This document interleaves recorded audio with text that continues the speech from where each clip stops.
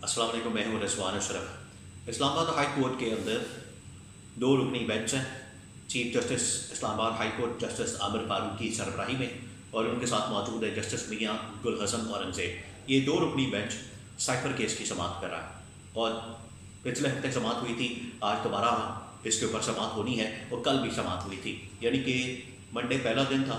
یہ ہفتہ بہت اہم ترین ہفتہ ہے اس لحاظ سے، کیونکہ اس ہفتے کے اندر نہ صرف اس کے فیصلے ہونے ہیں بلکہ اگلے آنے والے دنوں میں بہت اہم ترین فیصلے ہونے جا رہے ہیں عدالتوں سے۔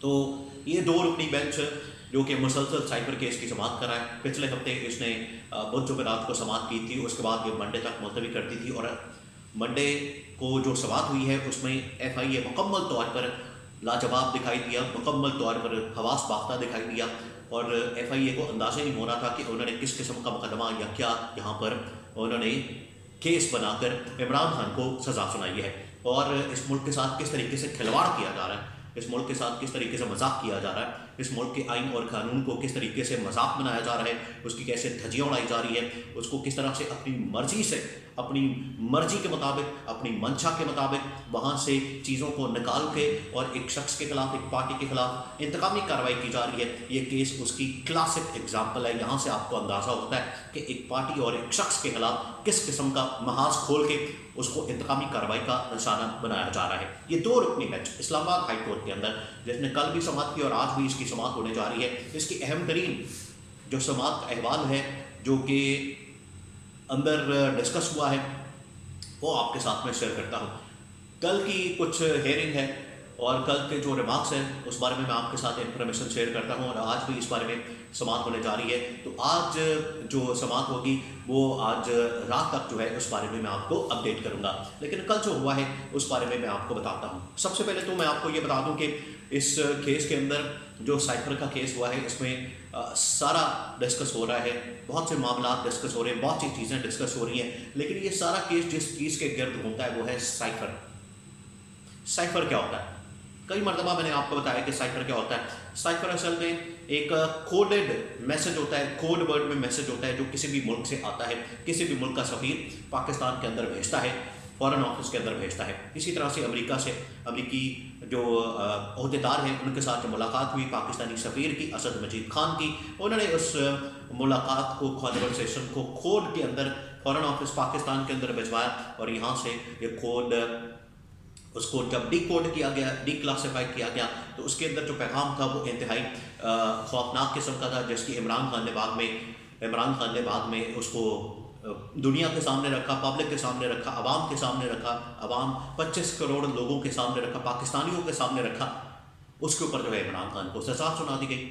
عمران خان تو اس میں وکٹم ہے، مظلوم ہے، لیکن بہرحال اب اس کے اندر جو سماعت ہوئی ہے اس میں کہا گیا، سب سے پہلے تو کل جو سماعت ہوئی اس کے اندر حیران کن طور پر جب یہ سماعت شروع ہوئی تو اس میں ایف آئی اے موجود نہیں تھا۔ ایف آئی اے جو ہے وہ پروسیکیوشن ہے، استغاثہ ہے، مدعی ہے جس نے یہ کیس دائر کیا ہے۔ نہ ایف آئی اے موجود تھا، نہ حکومتی کوئی اور نمائندہ موجود تھا۔ تو یہ آپ ان کی حالت اور آپ ان کی سستی، کاہلی اور ان کی نااہلی کا عالم یہ ہے، آپ اس سے اندازہ کر سکتے ہیں کہ ایف آئی اے کی جانب سے، مدعی کی جانب سے اور پروسیکیوشن کی جانب سے وہاں پر کوئی موجود ہی نہیں تھا۔ بہرحال اس دوران جو سلمان صفدر ہے، عمران خان کے وکیل، انہوں نے اپنے دلائل کا آغاز شروع کر دیا۔ وہاں پر میاں گل حسن اورنگزیب نے بھی پوچھا کہ اس سائفر کیس کا جو اس وقت چلایا جا رہا ہے وہ سائفر کے اوپر سارا کا سارا ڈپینڈ کرتا ہے، تو سائفر کے اندر اس کا متن کیا ہے، اس کا ٹیکسٹ کیا ہے، اس کے اندر لکھا کیا ہے؟ تو سلمان صفدر نے کہا کہ ہمیں تو نہیں پتا اس کے اندر کیا لکھا ہوا ہے، یہ ایف آئی اے والے مدعی ہیں، ایف آئی اے والے اس کے اندر یہ مدعی پارٹی ہے، آپ ان سے پوچھیں۔ پروسیکیوشن بھی ہے۔ بعد میں تھوڑی دیر بعد، کچھ ٹائم کے بعد، ایف آئی اے والے اور جو ایڈوکیٹ جنرل یہ اسلام آباد ہے وہ بھی پہنچ گئے، تو انہوں نے کہا کہ ہمارے پاس تو ٹیکسٹ ہی نہیں ہے۔ اب ٹیکسٹ ہی کسی کے پاس نہیں ہے۔ آپ اندازہ کریں اس بات سے کہ عمران خان کے اوپر اس کیس میں تقریباً 10 سے 15 سال کی سزا سنا دی ان کو۔ عمران خان کو اسے کیا کیا؟ عمران خان کو اینٹی اسٹیٹ ڈکلیئر کر دیا، اسے غدار ڈکلیئر کر دیا، اس کو جو ہے وہ ریاست کا غدار باقی ڈکلیئر کر دیا۔ اور حالت یہ ہے کہ اس کا متن، اس کا ٹیکسٹ، اس کے اندر لکھا کیا ہوا ہے وہی کسی کے پاس نہیں۔ آپ اس سے اندازہ کر سکتے ہیں، متن ہی کسی کے پاس نہیں ہے، اور لکھا کیا ہوا ہے، اس کی تحریر ہی کسی کے پاس نہیں ہے۔ جب کسی کے پاس کچھ ہے ہی نہیں تو کیس کس بات کے اوپر آپ لوگوں نے بنا دیا؟ मतलब पूछा है ना सलमान सफदर इमरान खान के वकील के पास, होना तो ये मदई पार्टी के पास होना चाहिए जो इमरान खान के ऊपर मुकदमा डालने वाली है, उनके पास भी नहीं है। तो ये ओरिजिनल डॉक्यूमेंट पर फिर बहस हो रही थी कि ओरिजिनल डॉक्यूमेंट का ओरिजिनल साइफर किधर है। तो यहाँ पर जो स्पेशल प्रोसिक्यूटर वो नए तैनात हुए, नए आए हैं, उन्होंने कहा कि ये ज़रूर फॉरेन ऑफिस में पड़ा होगा ये साइफर जो ओरिजिनल डॉक्यूमेंट है।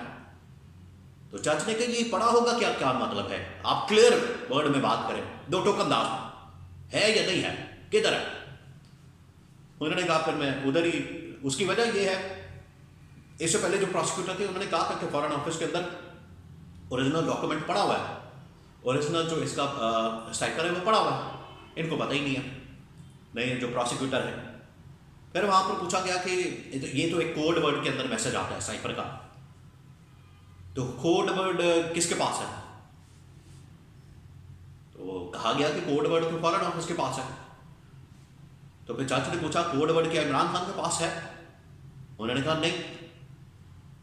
तो फिर जज ने कहा कि फिर कहाँ ये ऑफिशियल सीक्रेट एक्ट की खिलाफवर्जी हुई है, कहाँ खिलाफवर्जी की गई है, कहाँ कानून को तोड़ा गया है।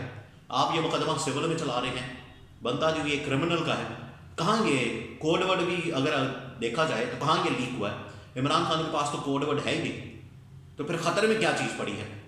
ना उनके पास बटन मौजूद है, ना आपके पास टेक्स्ट मौजूद है, ना उसका कोई लिखा हुआ मौजूद है, ना कोड वर्ड किसी को पता है।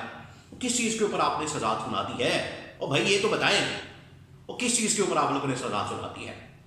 ये प्रोसिक्यूशन से पूछ रहे हैं, प्रोसिक्यूशन आगे से हक्का बक्का, प्रोसिक्यूशन का मुंह खुला का खुला, उनको पता ही नहीं कि ये किस चीज़ के ऊपर इन लोगों ने सजा सुनाई है।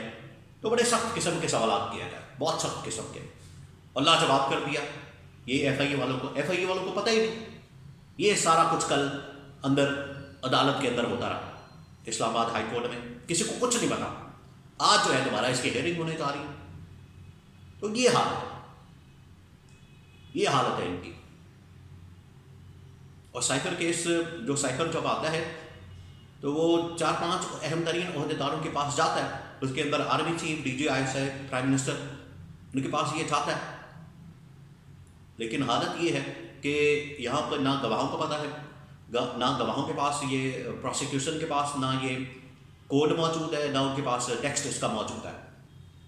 फिर वहाँ पर मुख्तलिफ जो ट्रायल के हवाले से, ट्रायल के अंदर एतराज़ात उठाए गए थे कि वहाँ पर स्पेशल स्टेट काउंसिल जब ट्रायल हो रहा था तो वहाँ पर अदालत ने खुद से ही अबुल हसनात जो इस केस की समाअत कर रहे थे, जज अबुल हसनात, उन्होंने खुद से ही वकील इमरान खान के लिए मुकर्रर कर दिया। उसके ऊपर भी एतराज़ उठाया गया था। तो जज ने इसके ऊपर भी पूछा है कि इसके ऊपर भी मुझे सारी तफसीलात शेयर की जाए, सारी तफसीलात मुझे बताई जाए। फिर वहाँ पर उस जज के ऊपर अदम एतमाद भी किया था उनके ऊपर, क्योंकि उनकी जानिब से बायस नज़र आ रहा था, वो तासुब नज़र आ रहा था। जज अबुल हसनात एक तासुब की नज़र से देख रहे थे इस केस को, और इमरान खान को सजा देने पर तुले। तो जज ने कहा कि इसकी भी मुझे तफसीलात दें। तो ये तमाम तर तफसीलात जो है वो अदालत के सामने रखी जा रही है। और सलमान सफदर ने बाद में आके मीडिया से बातचीत की, उन्होंने मीडिया को आगाह किया, मीडिया से उन्होंने इंटरेक्शन किया। उसके अंदर उन्होंने बता दिया कि ये इसी हफ्ते के अंदर ये केस फारिग हो जाना, उड़ जाना, क्योंकि इसके अंदर जान ही नहीं है, इसके अंदर है ही कुछ नहीं। फिर उसकी एक और वजह यह है कि ये FIA का केस बनता ही नहीं, ये तो क्रिमिनल केस बनता है। तो FIA की तो डोमेन है ही नहीं। अगर इस कॉन्टेक्स्ट में देखा जाए तो इन्होंने दफात लगाई है, उस दफात के तहत FIA की डोमेन ही नहीं है। FIA तो इस केस को परसू ही नहीं कर सकता, लेके चल ही नहीं सकता। ये क्रिमिनल केस बनता है अगर बनाया बचाए। अव्वल तो केस बनता ही नहीं है सिरे से, लेकिन फिर भी ज़बरदस्ती इनके ऊपर, इमरान खान के ऊपर डाला गया।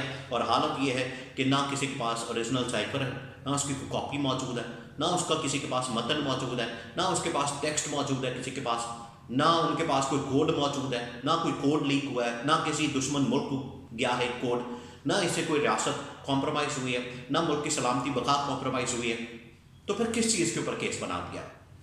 ये सारी अदालत के अंदर बहस हुई है, और ये उसका लुब्बे लुबाब है, ये उसकी समरी है जो मैंने आपके साथ शेयर किया है। ये हालत है इनकी। और इसके ऊपर इमरान खान के खिलाफ इतना बड़ा मुकदमा बना के, इतनी बड़ी कैंपेन करके, इतनी बड़ी मुहिम चला के इमरान खान को एंटी स्टेट और रियासत का गद्दार बागी डिक्लेयर कर दिया गया, और मुकदमा इमरान खान के खिलाफ फैसला सुना दिया गया। इस मुकदमे में वो भी उल्टा पड़ गया। الٹا پڑ گیا. اس وجہ سے جس نے بھی یہ مقدمہ بنایا عمران خان کے اوپر اس نے اپنا بھی نقصان کر دیا, الٹا پڑ گیا, اس کے بھی سہولت کاروں کے بھی الٹا پڑ گیا ہے. اور اس میں عمران خان اسی ہفتے بہت جلد رہا ہونے والا ہے.